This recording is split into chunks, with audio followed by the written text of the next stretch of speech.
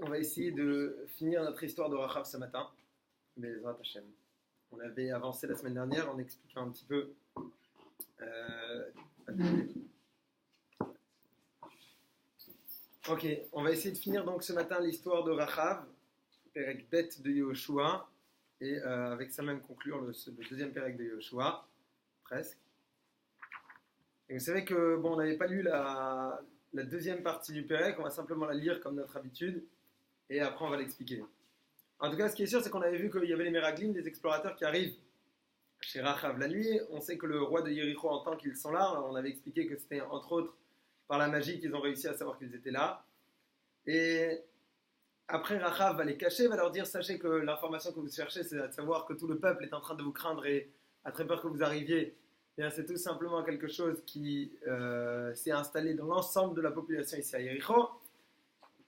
Après, elle les cache sur le toit, elle les cache dans les ballots de lin. On va voir que c'est pas pour rien qu'on les cache dans les ballots de lin. Et une fois qu'elle a fini de les cacher dans les ballots de lin, elle va leur dire, s'il vous plaît, rendez-moi service. Et là, on va lire dans les mots. Ve'atei shavunali bashem ki asiti imachem chesed ve'asitem gamatem im betavi chesed untatem lilot emet. Maintenant, vous allez me faire du chesed de la même façon que moi, je vous ai fait du chesed et vous allez me donner du emet. Ve'achritem et avi ve'et imi ve'et achai ve'et achiotai ve'et kol asher lahem v'tzaltem et nafshetenu mimavet. Vous allez tout simplement nous laisser la vie sauve à qui? À mon père, ma mère, mes frères, mes sœurs, lorsque vous allez rentrer dans la ville de Yéricho. Il n'y a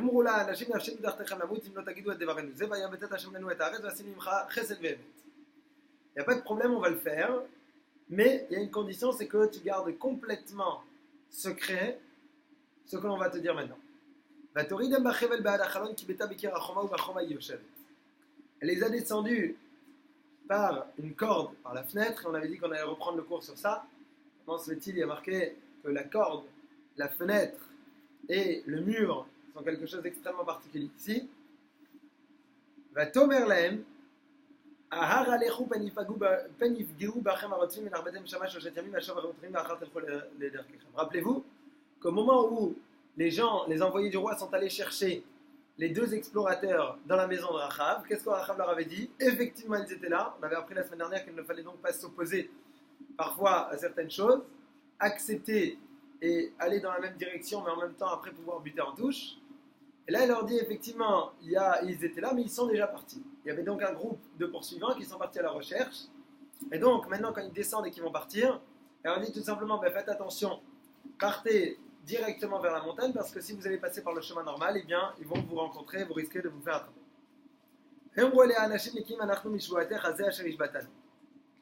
הנה אנחנו באים בארץ את תקוות חוט השני הזה תקשרי בחלון אשר הותרתנו בה בו ואת אוויר ואת אמר ואת אחייך ואת כל בית אביך תעשי אלייך הביתה. Le conseil maintenant, le grand secret qu'il fallait garder, c'était quoi? C'était simplement le fait que tu vas devoir accrocher un fil rouge à la fenêtre et tu vas rassembler toute ta famille dans cette maison-là. והיה כל אשר יצא מדלתי ביתך החוצה דמו בראשו ואנחנו נקים בכל אשר יהיה איתך בבית דמו בראשנו עם יד תהיה דמו.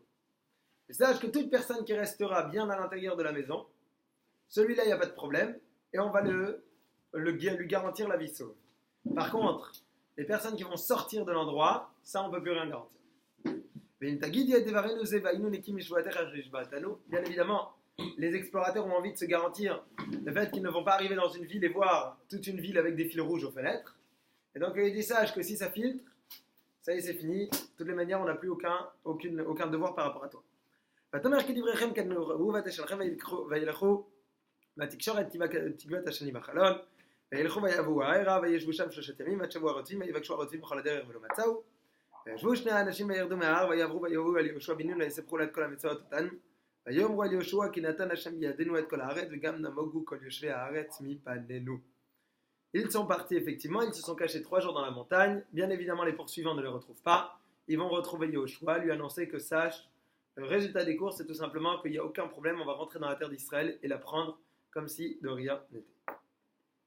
Ici, bien, il y a beaucoup de choses qu'il faudrait étudier, c'est que, vous savez que lorsque, je suis désolé, la moitié des notes sont de côté.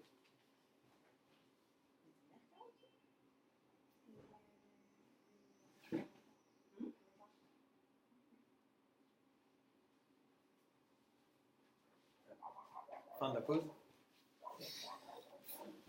Remarquez qu'elle les a cachés dans des ballots de lin. Alors, c'est intéressant de voir pourquoi est-ce qu'on a besoin de préciser dans quoi est-ce qu'elle les cache. Alors ici, ce qui est sûr, c'est qu'avec les ballots de lin, il y a une des raisons, une des explications, on pourrait l'expliquer d'une façon extrêmement simple, c'est qu'elle faisait du commerce de lin, c'est qu'elle avait besoin du lin, on voit en plus qu'après elle utilise pas mal de cordes, parce que ces différents visiteurs, entre guillemets, passent en général plus par la fenêtre pour venir chez elle que par la porte d'entrée, d'une façon un peu plus discrète. Et ici, on pourrait expliquer d'une façon extrêmement simple. Il faut savoir qu'on va, pour débuter le cours, parler de quelque chose que l'on ne comprend pas, c'est toujours du bien. D'après la Kabbale, le lin fait partie de ces pousses qui vont pousser sous l'influence de seulement 6 mazalot et non pas 7. Alors c'est tout simplement mazalot, c'est les... comment ça s'appelle comme pour les voyances, il y a les signes astrologiques. En tout cas, il pousse sous 6 signes astrologiques et pas 7 comme le reste des pousses, etc. Qu'est-ce que ça veut dire? Qu'est-ce que ça implique? J'en sais rien. Mais ce qui est sûr, bon, par exemple, les signes, là, balance et taureau et je ne sais pas quoi encore. Ah non, alors ça a de l'influence de ces signes-là et pas de 7, pour pousser. D'accord? Alors maintenant, qu'est-ce que ça veut dire que l'influence de ces signes-là vont avoir une influence et les autres non? Ce qui est sûr, c'est que le fait qu'ils ne poussent que sous 6 signes astrologiques et pas 7, avec l'influence de 6 et pas 7, ça fait tout simplement que les kshafim, la sorcellerie, ne peut pas avoir d'emprise sur cela. Or, Rachav craignait énormément qu'étant donné qu'à Yericho, ils étaient extrêmement forts dans tout ce qui était sorcellerie et autres, elle avait peur que les gens puissent réussir à voir où est-ce que les Meraglim, où est-ce que les explorateurs se cachaient à l'intérieur de la maison.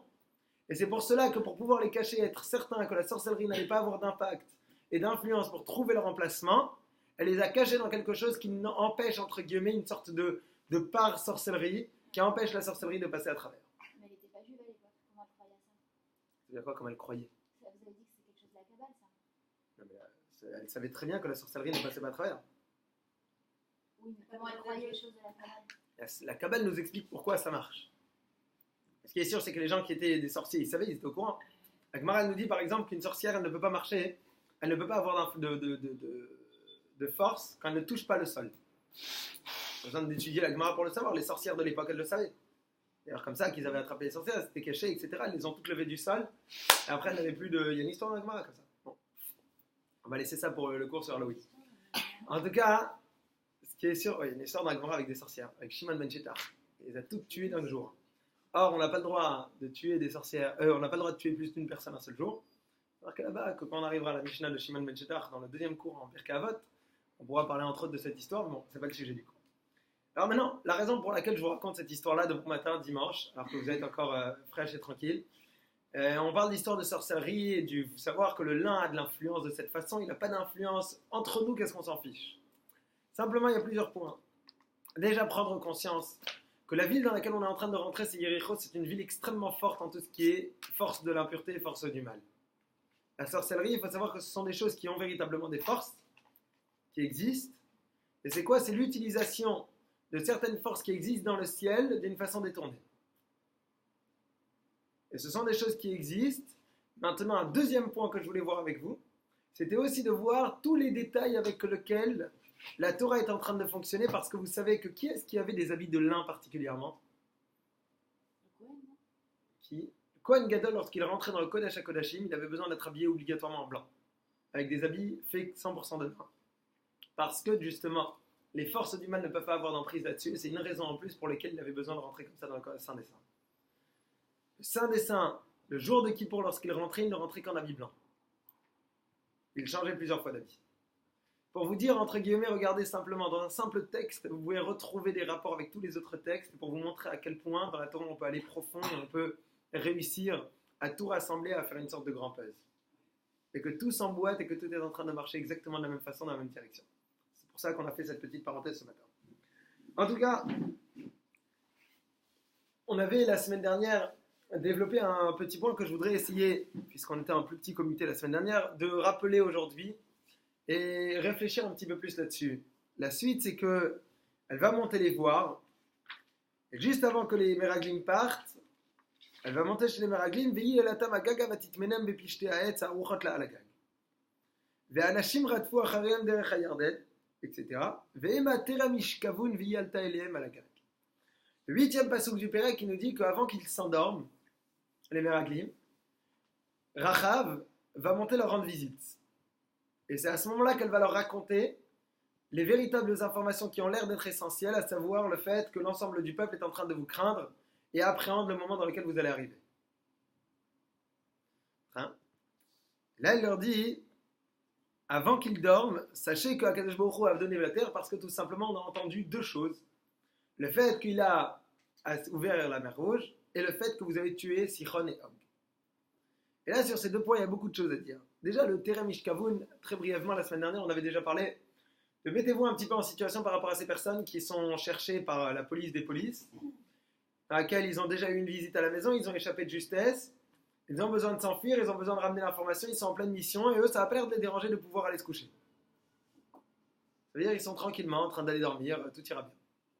Ve'ayat Terem Ishkavun, c'est parce que tout simplement, tout dépend du bitachon qu'une personne va avoir en Dieu. Et je voudrais peut-être me développer un petit peu plus ce point du bitachon, à savoir la confiance que l'on peut poser en Dieu. La confiance que l'on va avoir est une chose qui va nous permettre de pouvoir appréhender la vie d'une façon complètement différente. Pourquoi ? Parce que tout simplement, l'origine du stress, c'est à partir du moment où vous sentez que vous pouvez peut-être encore avoir une influence, et que vous pensez pouvoir avoir une influence et changer la donne. Or, vous ne le faites pas, vous ne l'avez pas fait, vous devez le faire, etc., etc. C'est ce qui engendre du stress chez vous. Vous allez devoir préparer pour 80 personnes Shabbat soir. Okay, vous n'avez rien commencé, c'est jeudi matin. Eh bien, vous commencez à avoir du stress parce que vous sentez peut-être que vous allez avoir de l'influence, mais qu'il vous reste encore énormément à faire. Une personne qui sait que ça dépasse complètement ses possibilités, est-ce qu'il va stresser ? Non. Pourquoi ? Parce que j'ai rien à faire. Qu'est-ce que tu veux que je fasse ? J'ai besoin, d'ailleurs il y a un très grand rav, il s'appelle le Rav Yaakov Hillel, une personne des plus grands sages de la Torah aujourd'hui, et il a, je sais pas, des dizaines et des dizaines de kolélim, tous les mois il a besoin de sortir plusieurs millions de shekels de son compte en banque pour entretenir tout ce qui de son compte en banque. Il a besoin de trouver des millions de shekels pour entretenir toute la Torah qu'il fait et tout le développement de la Torah qu'il fait. Et une fois, il a raconté que, écoutez, il y a beaucoup qui stressent quand ils ramassent l'argent, etc. Qui est-ce que je vais avoir ? Qui est-ce que je ne vais pas avoir ? Comment ? Qu'est-ce qu'il va me répondre ? Il dit, moi, j'ai complètement dépassé le stress. Il dit, pourquoi ? Parce qu'encore, quand vous pensez que c'est des petites sommes, des 10 000, 20 000, 30 000 euros, etc., alors, ce sont des choses qui, tu commences à faire des calculs, chez qui je vais aller voir, comment, que, quoi, qu'est-ce que je vais relancer, qu'est-ce que je vais organiser, etc. Tu penses encore que tu as de l'influence et que tu vas pouvoir faire quelque chose. Dis-moi, avec les sommes que je cherche, ça dépasse tellement l'entendement que je sais très bien que de toutes les manières, ça dépend de Dieu. Et donc, au fond, je suis beaucoup plus tranquille que les autres. C'est-à-dire qu'à partir du moment où on prend conscience, c'est exactement l'idée qui est marquée ici dans le passouk. C'est que lorsque j'ai en tête le fait que cela me dépasse complètement et que quelque part, l'effort que je devais faire et qui m'incombe, je l'ai mis en place, eh bien, le reste de ce qui va se développer, ça ne me dérange plus. Pourquoi ? Parce que tout simplement, j'ai une confiance parfaite dans le fait que celui qui va tout véritablement gérer, c'est pas moi, c'est Dieu. La force d'une personne de pouvoir exactement être au niveau des Meraglim, à savoir réussir à prendre conscience que je suis certes en pleine mission, je suis recherché, etc. Mais au fond de moi-même, j'ai parfaitement confiance en Dieu. Et je sais très bien que c'est Akadosh Baruch Hu qui va m'accompagner. Or, puisque je sais que c'est Dieu qui m'accompagne dans chacune de mes étapes et qu'au fond, c'est lui qui tient les rênes, et le jeu est en train de se faire avec lui, donc ça me dérange beaucoup moins. Et je suis beaucoup plus zen, beaucoup plus tranquille, parce que je sais qu'il y a une partie qui me dépasse et qui ne dépend pas de moi. La partie que j'ai faite, je l'ai remplie. Une fois que j'ai fait ce que je devais faire, je suis tranquille. Et j'ai plus à stresser. Sachez que c'est une mida qu'on doit réussir à entretenir, à travailler, à développer chez nous. Vous voyez, par exemple, quelqu'un qui... C'est pas simple, hein, parce que quand vous êtes dans l'épreuve, c'est extrêmement difficile. Un exemple simple, une personne qui perd son travail. Quand elle perd son travail, vous pouvez vous imaginer que c'est extrêmement dur.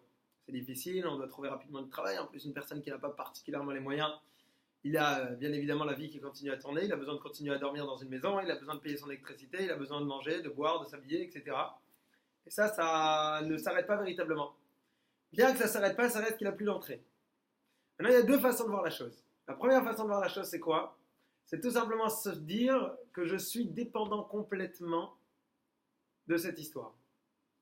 Et puisque tout dépend de mon investissement et de combien je vais mettre en place de choses pour trouver un nouveau travail, etc., eh bien, je vais me démener parce que je sais que ça dépend de moi. Non, bien évidemment, je vais rentrer dans un stress aussi. Parce que je me dis que tant que je n'ai pas trouvé le travail, etc., etc. La force de celui qui a la foi en Dieu, c'est celui qui se dit je vais mettre en place tous les efforts, mais qu'au fond, l'histoire générale de ce qui va m'arriver, c'est quelque chose que je ne gère pas.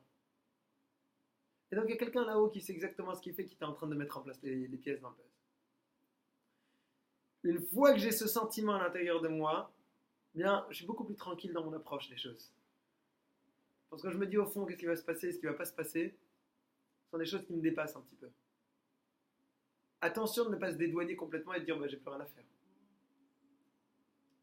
Mais bien évidemment, l'implication que je vais devoir mettre dans chacune des choses va surtout dépendre aussi de la foi et de la place que je laisse à Dieu pour intervenir. C'est dur de trouver la limite. Oui, c'est extrêmement dur, ça dépend de notre niveau. Et effectivement, de nos jours, on n'est pas des gens qui pouvons dire comme Chizkiyahu, il a dit, moi je vais dormir, s'il te plaît Dieu, occupe-toi de toute l'armée de Sancheriv qui est aux portes de Jérusalem, et Dieu le fait. Okay. Mais ça reste qu'effectivement, on a besoin de mettre en place tous les efforts, mais surtout de ne pas oublier que ce n'est pas nos efforts qui vont réussir à emmener eux seuls le résultat, mais que Dieu, dans nos efforts, va emmener sa bénédiction. Et que même si parfois la réponse est non, eh bien ça m'inquiète beaucoup moins parce que quelqu'un qui se retrouve après un moment dans lequel la réponse a été non, il n'a pas eu, il n'a pas trouvé, il n'a pas réussi, etc. C'est une épreuve extrêmement difficile. Parce que je n'ai pas réussi, j'ai mis en place et...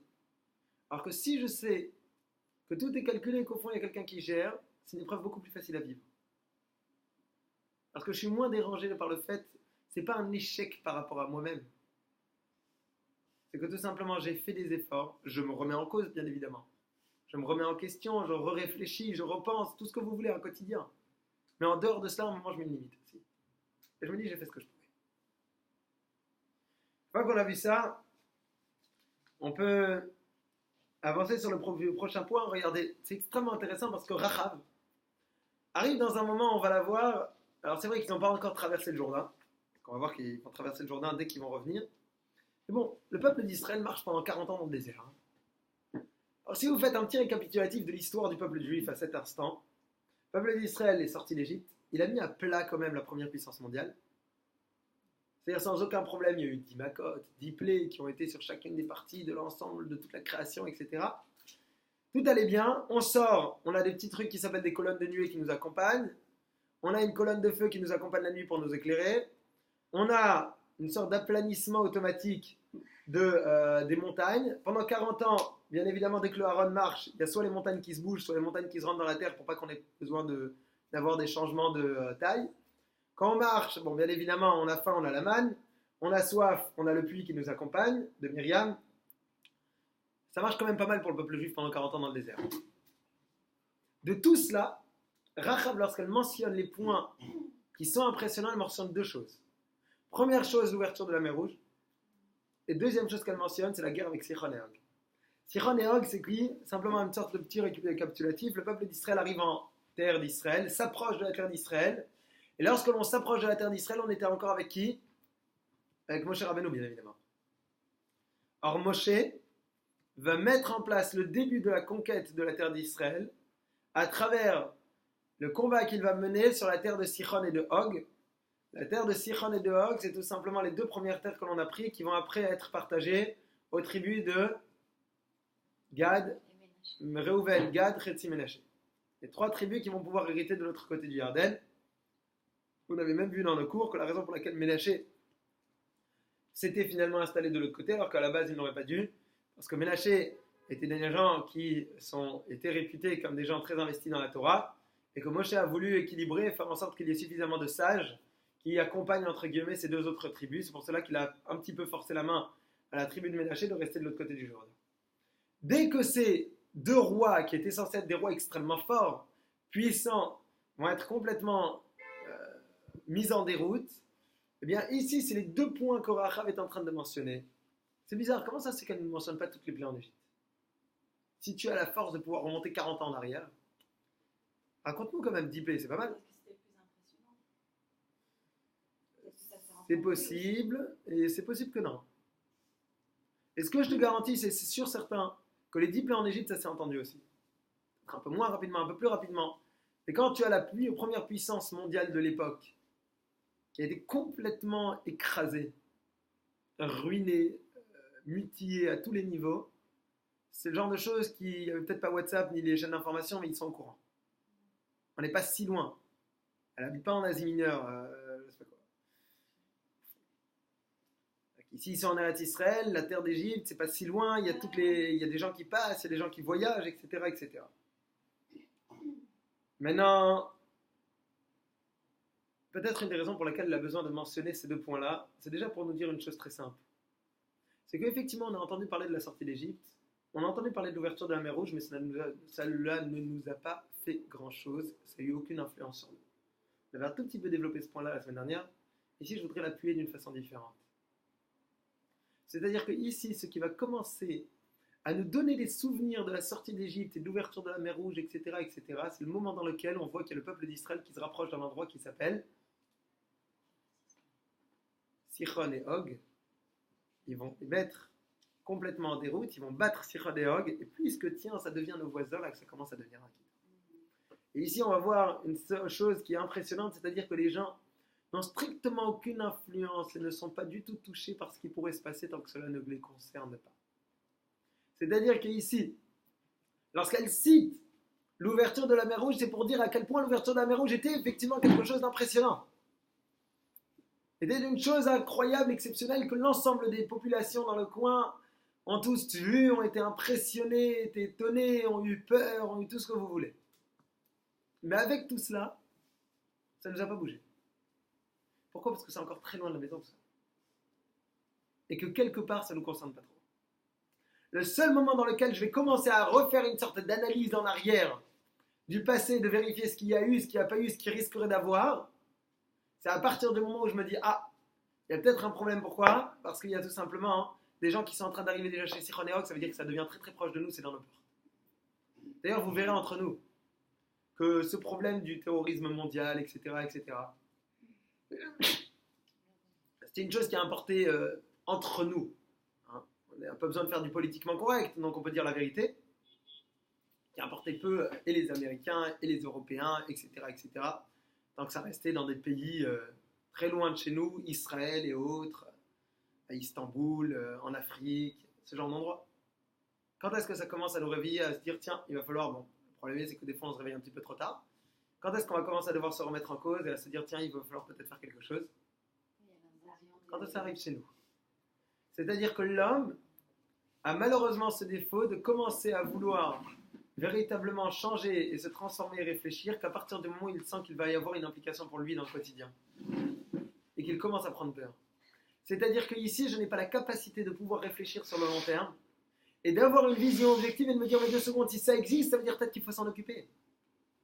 Si véritablement c'est un problème, pourquoi est-ce que tu attends que ce soit un problème en face de chez toi pour commencer à te réveiller ? C'est-à-dire que ces gens-là étaient en inertie totale par rapport à cette histoire de sortie d'Égypte, etc. Mais c'est pas grave, c'est l'Égypte qui a payé pour l'instant. Tant que moi je suis à quelques centaines de kilomètres et que tout va bien chez moi, il n'y a pas de problème. Est-ce que malheureusement, trop souvent nous ne sommes pas en train de ne pas traduire des événements de notre quotidien et de se dire quelque part, tant que ça ne touche pas directement, tout va bien. On voit tellement de malheurs, on voit tellement de catastrophes, on voit tellement de problèmes, etc., etc. Et au fond, tant que ça ne touche pas à notre famille, notre petit cercle d'amis, eh bien parfois on se dit, ben ça va. On est beaucoup moins touché. Est-ce que je peux faire cet effort de commencer à prendre conscience de la gravité des choses ou de l'importance des choses, pas obligatoirement des choses graves, des choses importantes, sans avoir besoin de me dire quelque part il y a une sorte de danger pour moi ou c'est en bas de chez moi. Et on voit que Rachav ici a l'air d'être exactement dans ce prototype malheureusement. Celle qui a dit, écoute, l'ensemble des gens de tout le peuple de Yéricho étaient inquiétés qu'à partir du moment où ça devait toucher à Sichon et Og. Maintenant, il y a un deuxième point que je voudrais développer avec vous, qui est en rapport avec Abraham et Yitzhak. Ah bon ? On a entendu parler d'Abraham et Yitzhak, le patriarche du peuple juif, Abraham, Yitzhak et Jacob. Vous savez que, il est marqué au moment de la naissance de Yitzhak, Il y a une paracha qui s'appelle la paracha de Toldot. La paracha de Toldot, elle commence par Élé. Toldot, voici les descendances de Yitzhak ben Abraham. Abraham, Oli de Yitzhak. Voici les descendances de Yitzhak, fils de Abraham. Abraham a mis au monde Yitzhak. C'était le père d'Yitzhak. Et là, tout de suite, Rashi nous dit, comment se fait-il qu'on a besoin, a priori, lorsque vous annoncez c'est qui les descendants de Yitzhak, fils de Abraham? Alors déjà, tu es au courant que Abraham a eu un fils qui s'appelle Yitzhak. Hein, ça, c'est simple. Et en général, quand tu me parles des descendants, tu ne me parles pas des ascendants. Et là, on te dit, voilà, Abraham a enfanté Yitzhak. Bon, c'est un peu bizarre quand même comme phrase. Ce qui est sûr, c'est que Rashi sur place nous explique que sachez que Yitzhak et Abraham avaient le même visage. Pourquoi? Parce que tout simplement, il y avait l'Etzané Ador Ali Omrim et Avimelech Nitabra Sarah. Les moqueurs de la génération disaient que sachez, c'est quand même drôle, non? Que Sarah n'a pas eu d'enfant avec Abraham pendant une bonne centaine d'années. Comme par hasard, elle se fait prendre en captivité chez Avimelech, on ne sait pas ce qui se passe là-bas. Et tiens, comme par hasard, 9 mois après, il y a un bébé. Donc tous ces gens-là, ils ont dit, il n'y a aucun problème. Mais Avimelech Nitabra Sarah, Sarah est tombée enceinte de qui? De Avimelech. C'est pour ça que Dieu, Avimelech, c'était le roi qui a pris Sarah en captivité. C'est pour ça que Dieu a fait en sorte que le visage de Yitzhak et de Abraham se ressemble pour bien montrer, regardez, celui-là vient de celui-là. Et que la Torah vient témoigner, sache que celui qui a enfanté Yitzhak, c'est Abraham et personne d'autre. Beaucoup d'explications ont été données sur ce texte. Première explication que j'aime beaucoup donner et que vous avez peut-être entendu à d'autres occasions, c'est que c'est quoi les Letzané Ador, les moqueurs de la génération? Est-ce que vous avez déjà entendu parler du comptable de la génération? Vous avez parlé du médecin de la génération? Est-ce que vous avez entendu parler du cordonnier de la génération? Non. Encore quand on a entendu parler de la génération, c'est le grand de la génération. Du quelque chose de la génération, c'est le grand de la génération. Il y a aussi, chez nous, le possède de la génération, le décisionnaire de la génération, ce genre de choses. Mais avoir celui qui est le Letzané Ador, le blagueur de la génération, c'est un peu bizarre. Une des explications qui est donnée, c'est très simple. C'est que tout simplement, celui qui se moque et celui qui a la phrase pour rire peut malheureusement parfois avoir autant d'influence que le grand de la génération et les décisionnaires de la génération. Ça peut avoir une influence sur toute une génération. C'est-à-dire que parfois, avec une phrase très bête, avec un mot bien placé, avec une idée idiote mais qui fait rire tout le monde, je peux réussir à détruire des constructions entières. Je peux complètement prendre à la dérision des choses qui devraient requérir en tout cas toute notre attention, et quelque part par une simple blague, je peux faire en sorte que les gens vont le prendre à la légère. Ce qui est sûr par contre, c'est que d'autres expliquent que ici le danger était que pourquoi est-ce qu'ils ne voulaient pas croire au fait qu'Avimelech, qu'Avraham a enfanté Yitzhak? Parce que tout simplement Avraham représente Midat HaChesed. Midat HaChesed, c'est quoi? C'est l'attribut de bonté. Avraham, c'était celui que l'on voit qui va recevoir les invités, c'est celui qui sans cesse cherche à donner, et c'est l'attribut qui a apporté à Avraham. Chesed la Avraham. Yitzhak, par contre, est celui qui a en rapport avec l'attribut du din, de la gvoura, de la justice. Les gens ne voulaient pas accepter que de la bonté je pouvais sortir la justice. C'est-à-dire qu'ils ne voulaient pas accepter que Abraham, qui représente l'attribut de bonté, puisse mettre au monde un enfant Yitzhak qui lui représente l'attribut de la justice. Parce que ce sont deux choses opposées, deux choses que je suis prêt à entendre, mais que je ne suis pas prêt à marier. C'est-à-dire que ici, pourquoi je vous ai raconté tout ça? Parce que ici, Rachav est en train de nous raconter une chose très simple. Il nous dit, regardez, l'ensemble du pays a été impressionné par quoi? Par le fait que Dieu a ouvert la mer Rouge. Beaucoup plus que ce que les gens étaient impressionnés par le fait que Dieu ait pu mettre à plat l'Égypte. Parce que quelque part, si tu me dis que tu as un Dieu extrêmement puissant, qui va réussir à mettre à plat un pays complètement entier, qui va réussir à combattre Sihon et Og, ça ne me dérange pas. Il y a une force, d'ailleurs des forces qu'ils manipulaient, dont ils étaient conscients, etc. Donc ça ne les dérangeait pas d'avoir des divinités. Paro n'est pas dérangé lorsqu'il entend qu'il y a un Dieu. Aujourd'hui, tu vas voir un président et tu dis, écoute, Dieu m'a envoyé pour te dire que, bon, le symbole même de Dieu le dérange. C'est pas là-dedans qu'il va croire. Ici, Paro, quand on vient le voir, et toutes ces personnes, Yéricho, on l'a vu, sont des personnes qui n'ont aucun problème avec la notion du divin. Sauf que ce qui les dérange, c'est de marier l'attribut de bonté avec l'attribut de justice. Ici, encore tu me parles d'un Dieu qui a mis à plat l'Égypte et Sichon et Og, ça ne me dérange pas. Par contre, qu'il ait fait du bien au peuple d'Israël et qu'il lui a ouvert la mer pour qu'il traverse à pied ferme sans aucun problème la mer Rouge, ça dérange. C'est quelque chose avec lequel j'ai beaucoup plus de mal. C'est-à-dire que j'accepte qu'il y ait des attributs de bonté et des attributs de din, mais j'accepte pas qu'ils soient ensemble. Pourquoi ? Parce que tout simplement, vous verrez qu'au passage, c'est quelque chose que chez nous existe à plusieurs reprises, surtout par exemple quand vous parlez des sfirotes. Que vous savez ce que c'est les sfirotes ? Si Dieu veut, très très bientôt, on va avoir une mitzvah exceptionnelle de Sfirat HaOmer. La mitzvah de Sfirat HaOmer, c'est, vous savez qu'il y a 49, c'est 7 x 7, okay ? Il y a 7 sfirotes. Les sfirotes, c'est des comptes, je ne sais pas exactement comment traduire cela. Par exemple, vous avez entre autres le din et le chesed. Et chaque jour, en vrai, c'est 7 x 7, et chaque sphira, elle va avec chaque autre sphira. D'accord ? Vous voyez ce que je veux dire ? Chesed, il va aller avec toutes les autres, ensuite Gvura va avec les autres, Tiferet, Yesod. Et vous pouvez avoir Chesed chez Begvura, donc Chesed avec le din et din avec le Chesed. C'est-à-dire que chez nous, on accepte que la justice et la bonté peuvent être deux choses qui vont complètement se marier. Parce que tout simplement, dans le même Dieu, je peux avoir un Dieu qui va savoir doser la justice et quelque part à travers la justice aussi emmener le chesed. Et ça, c'était une chose avec laquelle beaucoup ont du mal à vivre. Ils acceptent d'avoir un Dieu qui va être uniquement puissance, force, justice, un autre Dieu qui va uniquement donner à être monté, mais avoir le même Dieu qui va réussir à travailler et à mettre ensemble les deux choses, c'est quelque chose de trop difficile pour accepter. C'est pour cela qu'on a l'air de retenir uniquement ces deux points-là. Non.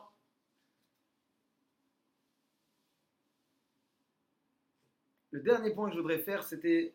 Le dernier point, c'est pas vraiment le dernier point. Vous savez que ici, c'est extrêmement intéressant parce que lorsqu'elle va raconter les miracles qu'il y a eu à cette époque, eh bien, on voit que les miracles sont pas obligatoirement source pour pouvoir faire changer les gens. Vous savez qu'il y a beaucoup de personnes qui demandent comment se fait-il que Dieu ne fait pas une sorte de grand miracle aujourd'hui. Et ça ferait que plus personne n'ait de doute et que tout le monde va faire tchouva et que tout le monde va être clair. Et que... Non ? Demain, tu préviens que, écoutez, venez tous vous rassembler demain à la plage à 16h. Dieu va ouvrir la mer en 12 pas. Tout le monde va venir, tout le monde va voir. Essayez. Shabbat prochain, tout le monde fait Shabbat, tout le monde mange kasher, tout le monde est du bon juif, tout le monde fait comme il faut. Pas mal, non ? Beaucoup qui demandent cette question, comment c'est que Dieu ne le fait pas ? Parce que ça ne marcherait pas, parce que Naas et Venishma, j'ai juste pas compris la réponse. Ça veut dire qu'on doit faire avant de prouver qu'il est là. Non, Naas et Venishma, c'est deux choses. Naas et Venishma, tu vas peut-être pas comprendre par la suite.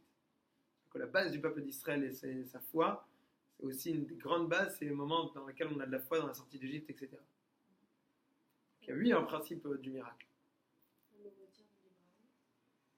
Ça nous retire le libre arbitre, c'est difficile aussi parce que tu vois bien que tous les juifs qui ont vécu ces moments-là étaient aussi avec du libre arbitre. Alors, c'est vrai que ça va nous pousser à un niveau extrêmement élevé dans notre libre arbitre. Par contre, Sophie a dit que ça ne marcherait pas. Pourquoi ça ne marcherait pas, à ton avis ?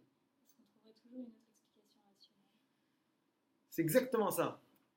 C'est-à-dire que les gens ne vont pas accepter et ne seront pas prêts à se transformer et à voir un miracle à partir du moment où je n'accepte pas de voir le miracle. C'est-à-dire que tant que je n'ai pas décidé à l'intérieur de moi de faire une transformation et d'accepter la transformation, eh bien, je pourrais voir beaucoup de choses. Au fond, j'aurai toujours une réponse, une explication, une raison, etc., etc. Si à l'intérieur de moi-même, ce que je veux, c'est que j'accepte qu'il y a une force pareille, mais que quelque part, cette force-là me montre son existence, sa présence avec un miracle, là, le miracle va commencer à avoir du sens. Oh, combien d'histoires vous avez de personnes qui ont été sauvées de façon miraculeuse et pour autant, au moment où ils vont te raconter l'histoire, ah, il y avait Dieu, ça m'a sauvé, c'est impressionnant, c'est incroyable. 2 semaines après, exactement les mêmes. Parce que 2 semaines après, ils commencent à te dire, non, mais au fond, tu comprends, c'est pas ci, c'est pas ça. On raconte une histoire que pendant une des guerres du Liban, je crois la première guerre du Liban, il y a un groupe de soldats qui étaient partis se reposer en plein combat. Ils avaient été retirés dans un, je sais pas, petite pièce. Et à un moment, un des soldats hurle. Et il se passe que tout simplement, il avait un serpent à sonnette qui était enroulé autour de son pied. Il était extrêmement proche de lui, il n'y avait rien à faire. Et tous les autres soldats se sont éloignés. Celui, il n'avait rien à faire de toutes les manières. Et celui qui était avec le serpent, il ne savait pas quoi faire. Il y en a un qui lui a dit fais Shema Israël, au moins. Il a fait Shema, il n'a pas bougé. Au moment où il a fait Shema, le serpent est parti. Et celui qui a raconté ça, c'était un chauffeur de taxi qui a raconté ça une fois à un rave. Le chauffeur de taxi ne faisait rien. Il a dit moi j'ai été présent et j'ai vu la scène devant moi. Ah oui, il a dit mais je comprends pas. Après que tu aies vu un miracle pareil, t'as pas bougé un petit peu? Aujourd'hui, tu fais rien, ni kasher, ni Shabbat, etc. Pas que tous les chauffeurs de taxi, hein, chas v'shalom. Lui en l'occurrence. Et il disait, mais ça t'a pas. Il dit, mais je comprends pas. C'était pas sur mon pied que le serpent s'est enrôlé. Ça veut dire que parfois vous avez des réponses qui tout simplement peuvent prouver que bien évidemment cette personne, même si ça avait été sur son pied, qu'il n'aurait pas changé. Parce que tant que je ne décide pas à l'intérieur de moi-même de vouloir voir le miracle, eh bien je ne vois pas le miracle. Dieu n'est pas celui qui a besoin, entre guillemets, de danser pour nous et de se montrer quand nous on a décidé, comme nous on a envie. Il y a eu des miracles sur lesquels il y a une partie de la Emouna du peuple d'Israël qui va se fonder, c'est ce qu'on va rappeler encore une fois le soir de la sortie d'Égypte dans 2 semaines. Mais en dehors de cela, Akadosh Baruch Hu n'est pas là pour faire des miracles quand bon nous semble. Parce que tout simplement le miracle ne peut pas transformer une vie. Et c'est ce qu'on voit exactement avec Rachav. C'est que Rachav peut avoir entendu parler de l'histoire et toute la ville de héros, de l'histoire de l'ouverture de la mer Rouge, etc., etc. Pour autant, il n'y a personne qui va bouger. Le seul qui va bouger, d'ailleurs on le cite, c'est Yitro. Yitro Mashmoua Shamaouba, il a entendu, il est venu, il s'est déplacé. Bien.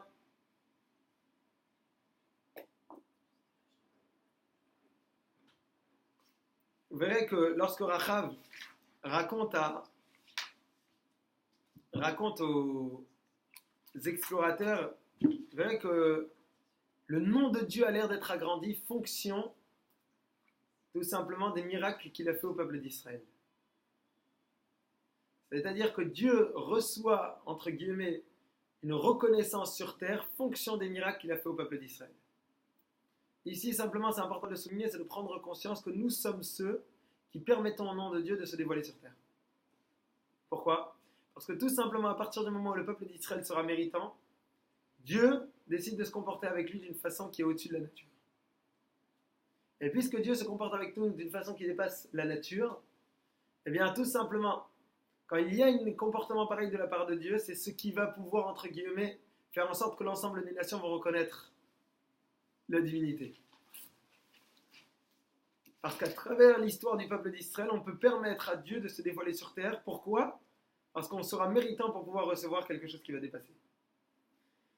Ici, je voudrais maintenant avancer et souligner, à la fin du Pérec, on voit que lorsque Rachav a l'air de faire un deal avec les anges, avec les 2 explorateurs, qui étaient un ange, etc.,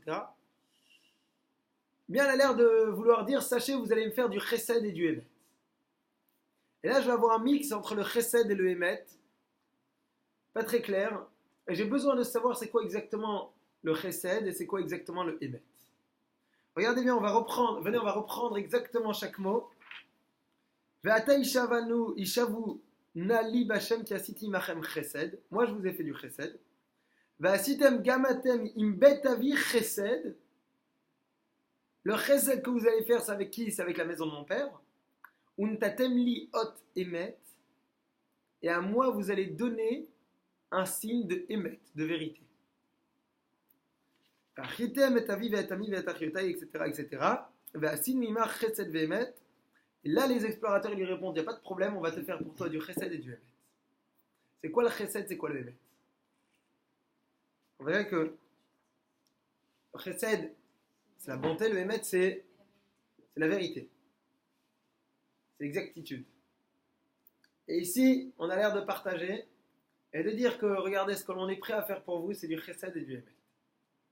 C'est quoi ce chesed et c'est quoi ce émet ? Ici, lorsque les explorateurs vont devoir rendre la vie sauve à Rachav, il faut savoir qu'ils ne sont pas en train de faire du chesed, ils sont en train de faire du émet.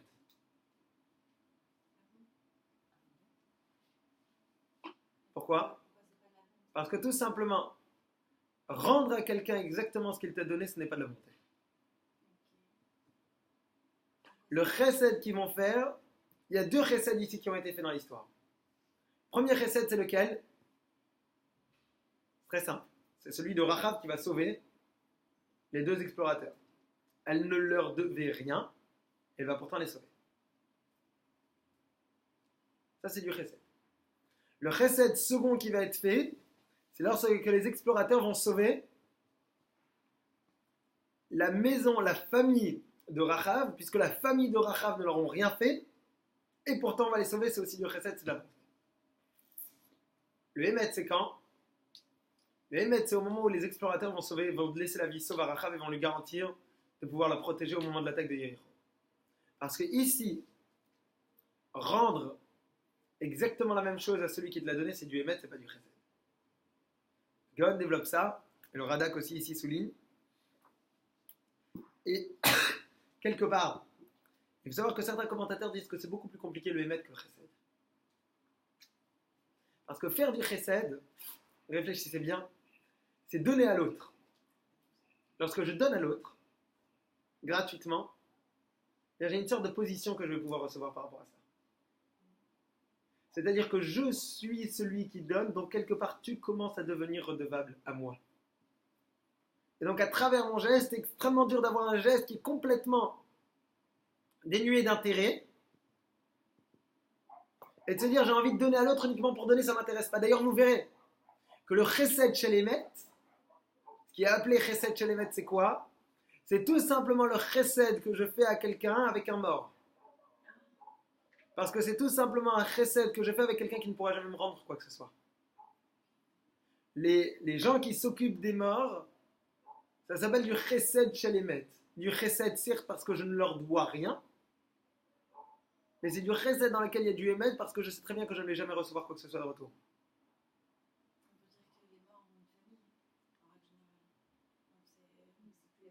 Même s'il y a une famille, ça reste que... Juste demander du jus d'orange, c'est dangereux. Et comment ça s'appelle? Et à part cela, bien évidemment, tu peux parler tout simplement d'un cas de personne qui n'aurait pas de famille. Il faut savoir que les associations qui s'occupent des morts dans les attentats et autres sont des gens qui sont définis comme chesed chez les Hémet. Ils vont ramasser jusqu'à malheureusement tout le sang qui reste et autres, parce qu'ils font de la bonté à qui? Ils font de la bonté, ils font de la bonté aux morts, pour faire en sorte que tout soit enterré, tout reçoive, merci beaucoup, le respect qu'il leur est dû.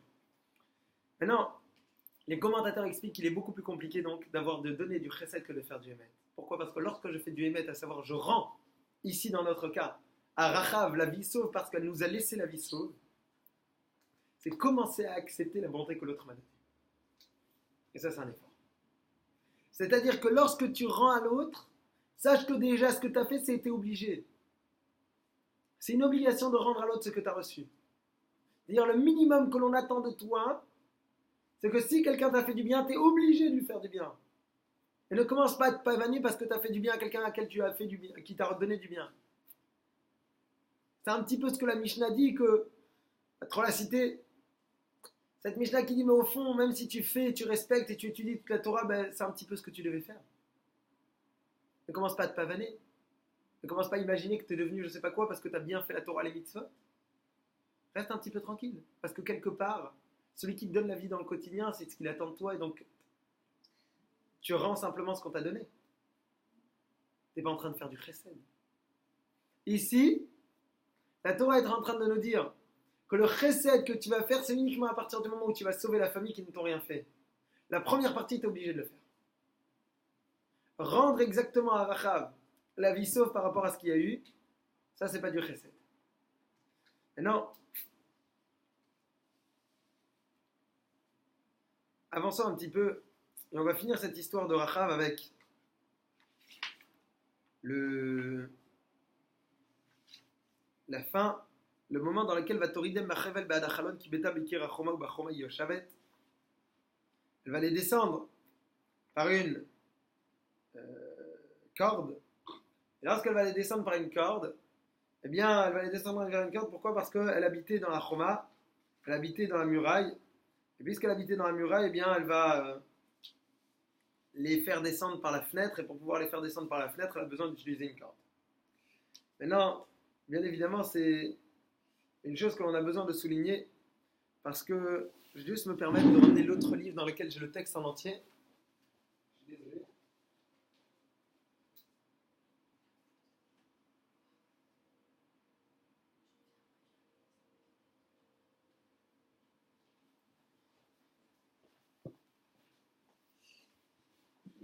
Il y a un Mechilta sur la paracha Yitro. Mechilta, c'est un midrash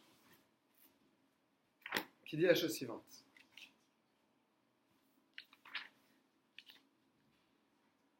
Voilà. Amrou. Rachav bateser shanim haïta k'sheyatzu Israël mimitzrayim. Rachav avait 10 ans au moment où le peuple d'Israël est sorti d'Égypte. Chol arbaim shana shayu Israël bamidbar zinta. Et les 40 ans dans lesquels le peuple d'Israël était dans le désert,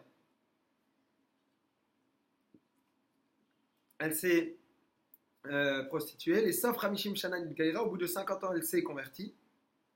Veille Omeret, et elle dit Begimel Dvarim Khatati. En 3 choses, j'ai fauté. Et là, vous avez 2 versions. Vous avez soit Chalanida de la Kataner. Vous savez que les 3 choses pour lesquelles la Mishnah dans Shabbat dit Al-Shoshat Dvarim Nashim Metod Besharat Ledatan. 3 jours qui peuvent mettre en danger une femme au moment de l'accouchement. Al-Shenan Zeirot Banida Bachala ou Badla Kataner. Sur la Nida, sur la Chala. Et Chala, donc Nida, c'est simplement la pureté et l'impureté par rapport aux relations avec son mari. Chala, c'est l'obligation de prélever une partie de la pâte lorsqu'elles font une pâte. Et Adla Kataner, c'est allumer les bougies pour Shabbat. Et là, une autre version qui est que tout simplement les 3 choses avec lesquelles elle a fauté, c'est Bechevel, Chalon et Choma, avec une corde, avec la fenêtre, la corde par laquelle les gens montaient, la fenêtre par laquelle les gens passaient, et Choma, c'est donc cette muraille par laquelle les gens pouvaient après partir directement à l'extérieur de la ville. Imcholli Bechevel, Bachalon ou Bechoma, et bien exactement par ces 3 choses-là, je demande à Dieu de me pardonner.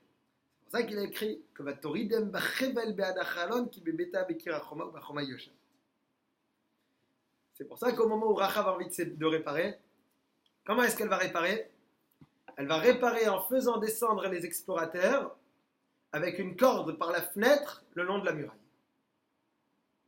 Là, je voudrais peut-être étudier avec vous, même dans les mots, savoir le rapport entre la muraille, la fenêtre, la corde et Chala Nida de la Kataner.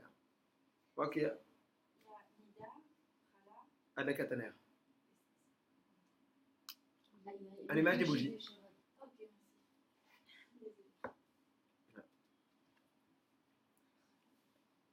Et regardez bien. Keneged Mashin Pagma Betuma ou Beznut, Atikun Betarat ou Mishmacha ou Mishmarat Nida Nida. Là, c'était pas très compliqué. Bien évidemment.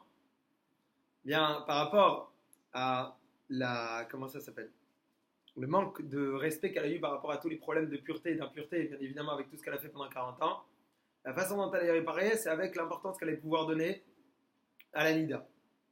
Ou Keneged Mashiv Kira Atzma le Rabim Avur Sachar ou Inyan Achalon Ba Mitzat Achalai Mitzat Anitina Va Afracha la Kohen Efer Midat Adnut Shei Tachlit Alikecha Va Kabbalah.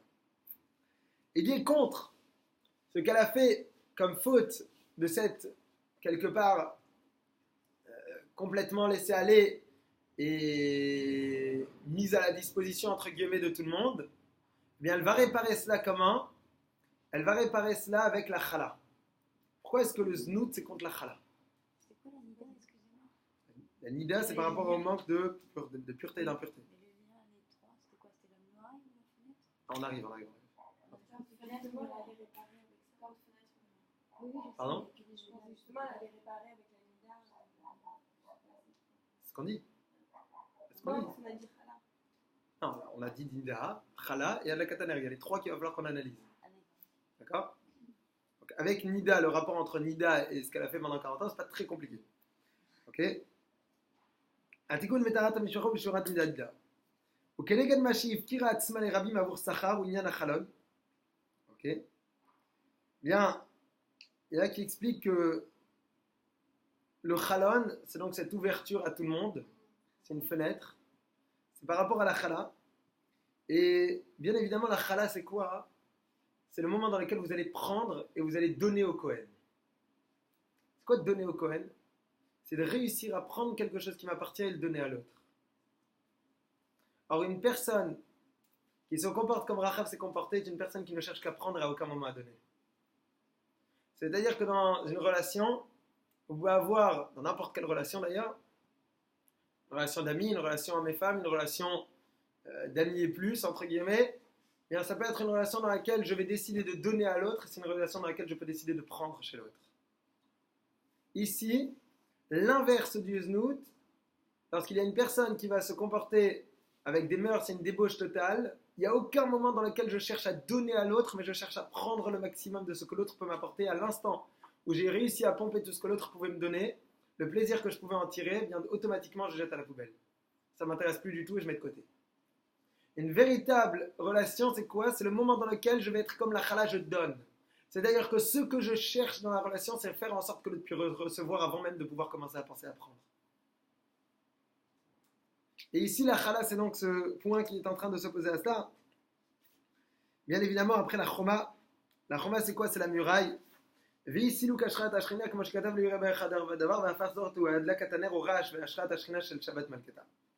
Troisième point, c'est quoi? C'est par rapport à la choma. La choma, c'est ce mur. Ce mur, c'est ce qui va cacher. On est en train de parler de cacher, on parle de cacher une action. Et de cacher un acte. C'est ce moment-là dans lequel je suis non seulement en train de cacher l'action, mais je suis en train de cacher la présence divine ici sur terre à travers la débauche, puisqu'on sait que la débauche est la première chose, la première raison du siluk shrina, du fait que la présence divine est en train de s'éloigner. Ici, réussir à réinstaller la présence divine et donc la lumière divine, c'est à travers l'allumage des nérodes de la veille de Shabbat. C'est intéressant parce que Rachav ici a besoin particulièrement de s'appuyer sur ces points-là, et exactement avec les choses avec lesquelles elle a fauté, elle a besoin de réparer. C'est-à-dire qu'au fond, parfois prendre conscience que c'est quoi la réparation d'une faute? La réparation d'une faute, c'est tout simplement prendre les potentiels que j'avais et ne pas les mettre au service du mal. C'est de réussir à prendre conscience des forces que j'ai mises en place pour réanalyser la chose et de se dire mais maintenant je vais pouvoir les utiliser d'une façon différente. La véritable réparation, c'est le moment dans lequel je vais me dire, regarde comment j'ai fauté, avec quoi j'ai fauté, et prendre conscience que les mêmes choses que j'ai réussi à utiliser pour faire du négatif, je vais réussir à les reprendre et les utiliser pour faire du bien. J'ai une force physique, avec cette force physique j'ai pu faire du mal aux autres, et bien avec cette force physique je vais réussir à aider les autres. J'ai une force dans la parole, et avec la parole je vais réussir à détruire les autres, et bien avec ma même parole je vais réussir à pouvoir construire des choses magnifiques et à aider. Avec une beauté, j'ai fauté, j'ai fait fauter. Avec une beauté, je pourrais en même temps pousser les autres à voir comment est-ce qu'une beauté pareille peut être utilisée dans un cadre positif et être justement un exemple d'une personne qui peut se retenir. J'ai eu un leadership et ce leadership a poussé les autres à aller dans le négatif. Et bien exactement le même leadership, je vais pouvoir l'utiliser. Ici, Rachav a l'air de dire, comme une sorte de la loi du talion, œil pour œil, dent pour dent. Exactement avec ce que j'ai fauté, je vais réussir à réparer. Ici, ce qu'elle a abîmé, c'était les 3 points qui étaient Nida, Khalad, la Kataner. Bien, ces 3 points-là, elle a envie de les réparer au moment où elle va réparer la faute. Voilà un petit peu ce que l'on voulait développer ce matin. On va laisser quand même peut-être un dernier point. C'est l'histoire du... comment ça s'appelle? Du fil rouge qu'elle a besoin d'accrocher. Alors, d'où est-ce que ça sort cette histoire de fil rouge et quand est-ce qu'on a vu la première fois un concept du fil rouge? Ça, on verra. Quoi? Ah, un peu avant, quand même. Mythologie grecque, c'est un petit peu après au choix. Et on va essayer de voir ça pour la semaine prochaine. Merci pour votre attention. Très